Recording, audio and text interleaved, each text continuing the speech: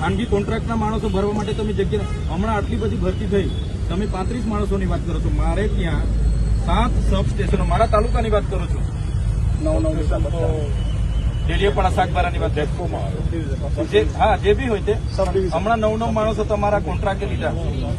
અન્ય થયો કે આ લોકો તમે બારોબાર પૈસા આપીને લઈ લો. કોન્ટ્રાક્ટની જે એ જેટકો હોય કે દુનિયા હોય, કોર્પોરેટર તો આપણું અહીંયા છે ને. તમારે હું એમ કહું, સબ ડિવિઝનમાં 9 જણને કેમ લીધા એનું કારણ શું? હા, સબ ડિવિઝન કોના અંદરમાં આવે? કોર્પોરેટરમાં. ના પણ સબ ડિવિઝન કોના અંદરમાં આવે? ડેપ્યુટી એન્જિનિયરના અંદરમાં આવે. મેં જઈને ત્યાં કામ કરવા લાગુ એટલે તમે કે મારો માણસ નથી. તમે શું ટાઈપ કરી પેલી એજન્સી સાથે? કઈ દિલ્હીની એજન્સીને તમે આપ્યું?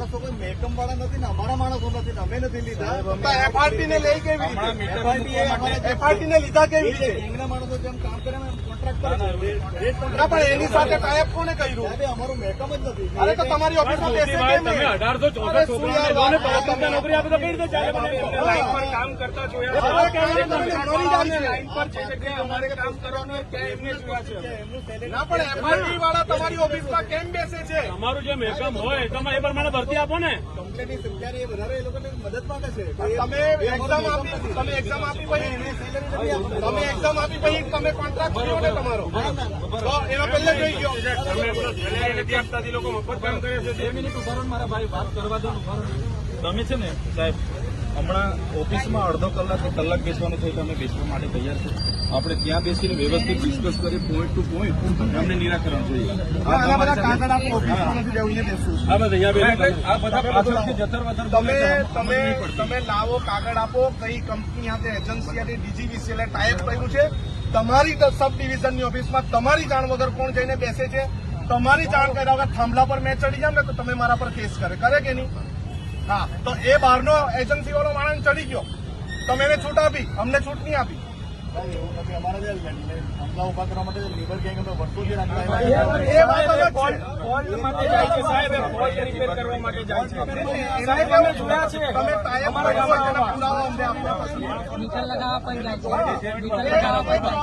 બેસીને વાત કરવાની હોય તો કઈ વાંધો નહીં, પોઈન્ટ ટુ પોઈન્ટ અમે વાત કરવા તમારે 1800ની ભરતી નિરાકરણ લાવવા માંગીએ. માંગો છો કે નથી ને કેમ નથી માંગતા? તો તે લેખિતમાં અમને આપો. મારી ત્યાં રજૂઆત છે એના આધારે મેકમ અમારું આવો મને બતાવો. હવામાં વાત તો પેલું મેકમ મળે. મારી ગાડીમાં ફાઇલ છે, હું ગાડી ફાઇલ મંગાવું. તમારા મેકમને 6 સાંભળો સાહેબ, તમારા પર માહિતી નહીં હોય તો મારી ગાડીમાં ફાઇલ છે, હું મંગાવી લઉં. માહિતી હું તમને એ કહું છું કે તમારી ડીજીવીસી વાળા જ ભરતી કરી છે ભાઈ. અમે સાહેબ ભરતી નથી કરી. અરે મીટર લગાવવાળા કોણ ભરતી કરે? કોન્ટ્રાક્ટ કરતા અમે કોન્ટ્રાક્ટ શું કરવા આપ્યો તમે? કોન્ટ્રાક્ટ કેમ આપ્યો તમે? મીટર લગાવવા માટેના કોન્ટ્રાક્ટ કોણ આપે? તમે જ આપો છો ને. બિલકુલ ખાનગી. ના, કોન્ટ્રાક્ટ કોણ આપે? તમે કાયમી ભરતી કોન્ટ્રાક્ટ કોણ આપે? અમને ડિસિઝન અમે જીગા ના, પણ કોન્ટ્રાક્ટ કોણ આપે?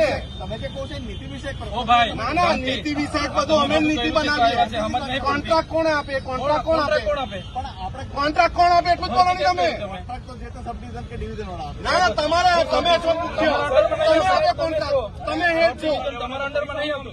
ડિવિઝન તમારી સૂચનાથી જ થાય. હું જે તમને કહેવા માંગુ છું આનંદભાઈ કે આપણે ત્યાં જે ગેંગના માણસો કામ કરતા છે વર્ષોથી કરે કોઈ ગેંગ કોઈ કોન્ટ્રાક્ટ નહીં જોઈએ. 1864 અત્યારે દિલ્હીની કંપનીને 200 કરોડનું કામ આપ્યું, એ કોની સાથે ટાઈપ થયું?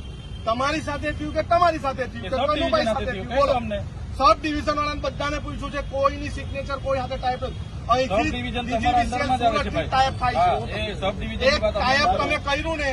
હું જે તમને ના, મેં કેવું એટલું બોલો સાહેબ, અમારા રામાયણ નથી સાંભળવી, અમારે કશું અમને બધું જાણી.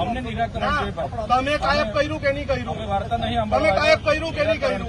તમે ટાઈપ કર્યું ને, તમે એમઓયુ કર્યા ને, એમઓયુ કર્યું ને, તમે એમઓયુ કર્યું કે નહીં કર્યું? અરે આ તો જો તમે જવાબ જ નહીં આપતા, તમે એમઓયુ કર્યા કે નહીં? આપણે છે ને તમારી સિગ્નેચર છે કે નહીં? તમે અમને લેખિત બધું કાઢો. તમે અમને બતાવો. ડીવાયએસપી સાહેબ બી રહે, ડીવાયએસપી સાહેબ અમને લેખિતમાં આપો. જ્યાં વાત કરવાની ઉર્જા મંત્રી સાથે વાત કરવાની હશે ને અમે કરીશું. તમારા ગંભીર સાથે વાત કરવાની હશે ને અમે કરીશું. તમારી